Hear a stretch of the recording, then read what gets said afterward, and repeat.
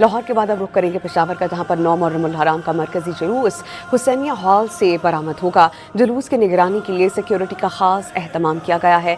इस वक्त don news की रिपोर्टर ताइबा हुसैनी हॉल के बाहर मौजूद हैं, उनसे जानते हैं ताइबा क्या इंतजाम किए गए हैं।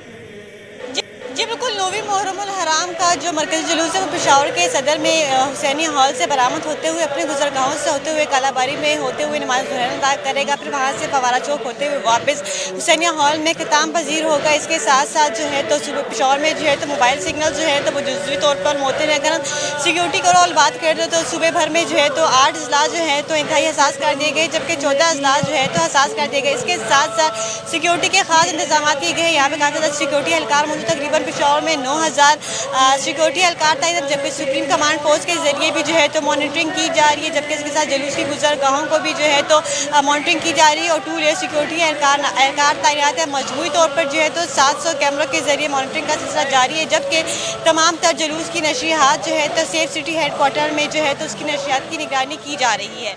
जी।